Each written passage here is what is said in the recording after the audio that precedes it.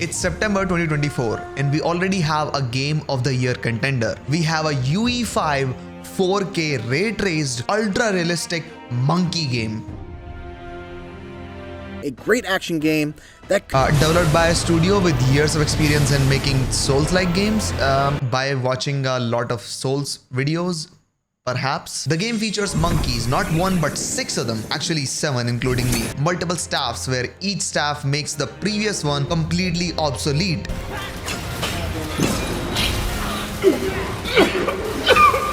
Tons of armor sets with unique set of abilities, but you can only use one at max due to limited upgrade materials restricted by NG+. No functional cutscene buttons at all.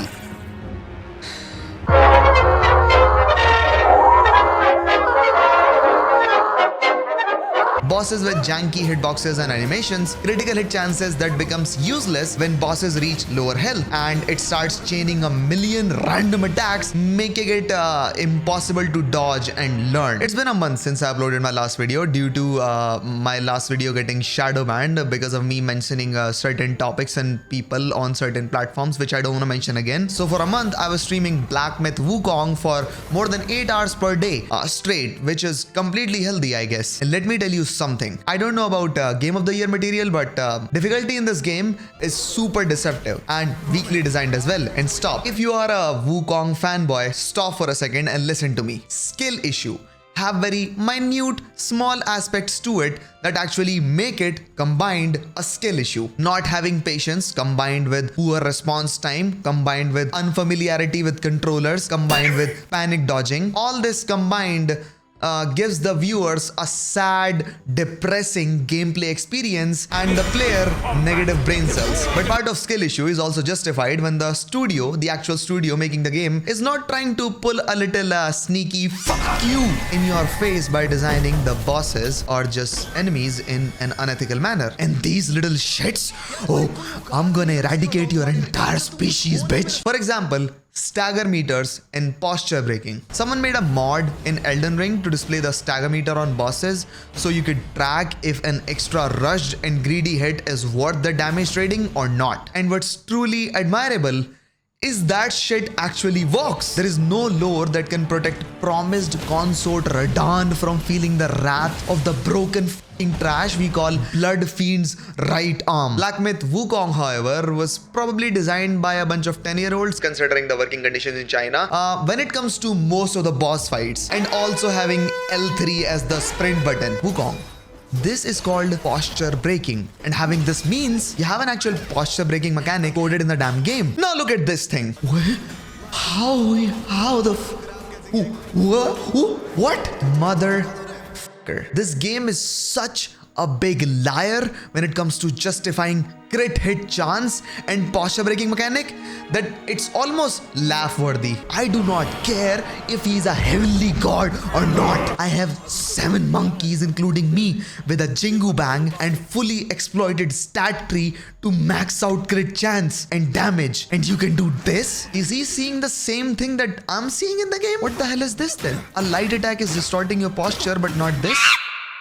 And this is prominent throughout the game. And no, I won't go on a non-dodgeable nuke spree on this game calling it a hard 5.3 in comparison to Elden Ring. No, I won't do that. I'll do that later. First, I'll appreciate a couple of things about this game. This game is beautiful.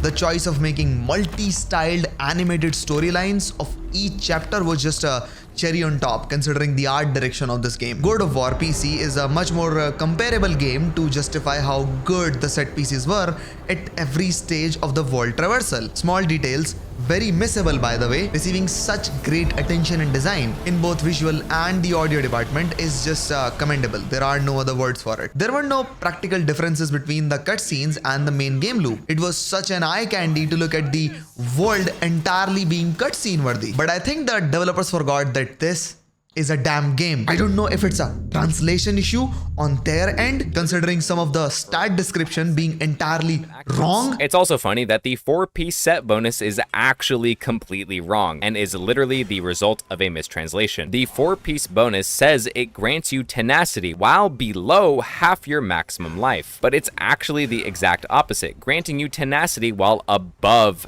half your maximum life. You can test this yourself. I promise it literally does the exact opposite of what the description says.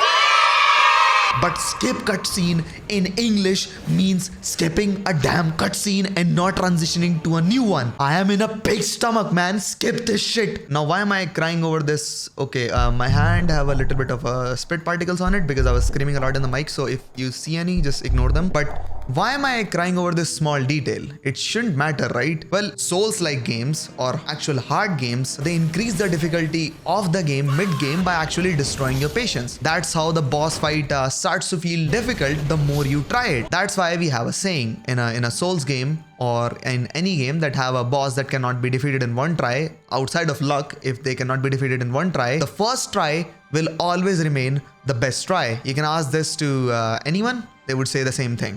It is a saying. Everything after that first try is just straight painful dog shit. And that small defeat just gets you frustrated about even the good parts of the damn game. Why is there a loading screen? Drop me in a fight. Why are there stairs that I have to go through? Bring me that motherfucker's head right now. Why is the sky piss yellow? Everything just looks like piss yellow. Bitch is blind. Mom's gay. This is the reason why Call of Duty chooses to make the game loop as brain dead as it is. It is trash, but at least I am not staring at a scoreboard for 15 minutes before I'm dropped into another match. Wukong, however, was so immersed in the display of its 8K assets that they picked from Quixel that they forgot that people die a million times at a certain fucking boss. I killed Yin Tiger in 6 tries. By the way, not showing off, but yeah, I killed him very fast. I died to this frog 20 times.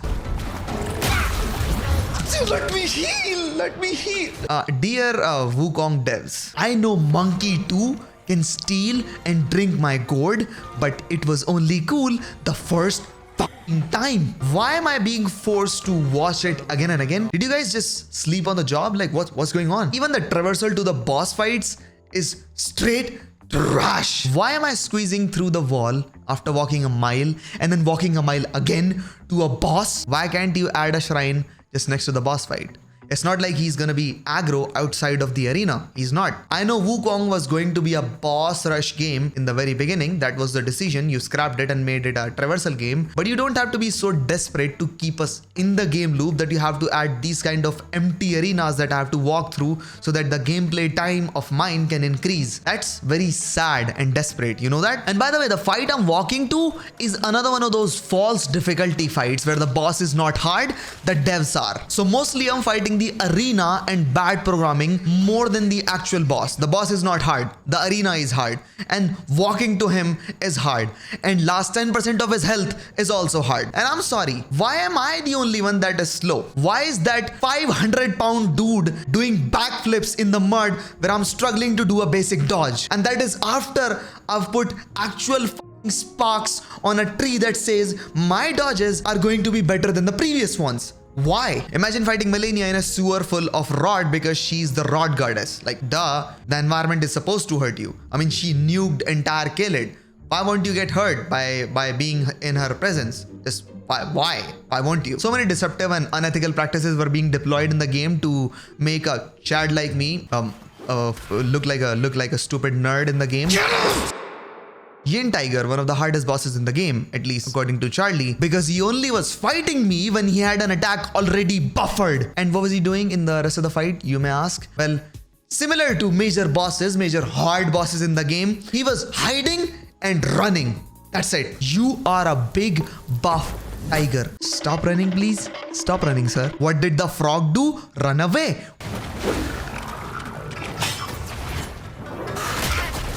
What? He switched moves. What did the white dude do? Run away. Even at the end, he fucking ran away. What did the hardest boss in the damn game do? Run away and do distance attacks. His attacks were super delayed as well. And sometimes there was a random delay as well in his attacks. Kind of like Margit. I'll have to confirm. I cannot say that, but I felt that there was a random delay as well. Mr. Bishui is acoustic, so he did these random child tantrum attacks where I get fuck was that? Stray hitboxes, not the actual move, stray hitboxes. The arena is burning, there's fire everywhere, so the major difficulty in this fight is me getting blasted by visual overstimulation and having a seizure on screen. And for honorable mentions, the worst fucking fight to ever exist in the name of heavenly gods up above in this game was Benny from The Mummy Returns, but as a deer with wings that were clipped. This boss broke me. I legit lost my cool at this boss. And before I explain why, I cheesed him. I didn't fight him. I didn't even touch him in the second phase. My pig killed him. And I just stared at the actual stuff that took major budget in the game in the first place. And that was Unreal Engine nanite capabilities. This boss is the perfect example of a ruined and spoiled child that does bad shit to people. And then when it comes time to pay for it, the consequences, right? He runs away and hides behind his bully parents and let them do his job of defending him. No open close move that can hit you, but his special move is a million never-ending tornadoes that surround me and him for an eternity. They chase you infinitely, by the way, in the first phase. And this move of his is delayed by a whole second. And you'll be like, okay, I've figured out the move.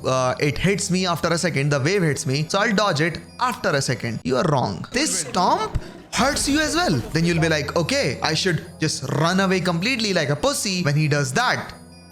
Well, no, you can't do that as well. The tornadoes that were kilometers away a second ago are now surrounding you, stun locking you in the place. You get hit, you get frozen long enough for it to buffer its next attack as well, and then you die. That's a very fair boss design. That's actually good boss design. I love you, people, if you're of age, of course, which I'm really skeptical about. And not just that, if you were to rock an anti-freeze armor, well, guess what? His second phase is chosen totally at random. What would it be? Poison. Of course. The opposing part of snow is poison, blood red poison. It does this area attack that slow you down in second phase. And no, I will not stand by IGN's score for this game. I just won't. Do you remember IGN gave Concord a 7? I still found myself losing dozens of hours to its PvP charms. Sony, the studio that made Concord, gave it a -1 itself. The way they took the game off of your library. -1. Dumbasses. IGN, if you're so smart and you have actual gamers in your studio, quickly tell me this one thing. What is the point of learning a boss in a game that resembles a little bit of Souls characteristics? What is the point of learning a boss in a game like that when the boss below 20% of its health is gonna do random fucking horseshit, combining a million moves into a common combo that spans for an eternity till you fucking die? What is the point of doing that? I won't show you my gameplay in that scenario. Here's Dog playing it. You see how Tiger Vanguard is calm in the first half? Watch what happens when he reaches a lower health. What is he doing? Where is the buffer? Where is the rest? What are these combo chains? Where is the honor? Where is the fucking dignity, Mr. Wukong? Every boss, and even the frogs, does it. They do it. They just do it because they're programmed to do so. I just spit on the mic. I spit on the mic. You'll see on the camera a particle of spit flying out of my mouth. With that said, all the long fights, I'm not talking about this fight, all the dragon long fights in this game are straight S tier. No questions asked. They are random, they are overpowered, and they are clumsy, but they're all dodgeable. Same goes for Broken Shell Wukong. Very learnable and fun to fight. Not to mention, I beat him with a Spellbinder after 3 hours of learning him, which is fine. I don't want to brag about it. You know what's not fun? You motherfucker. Wait a minute. You're not the culprit. Stop running or I'll kiss your cheek.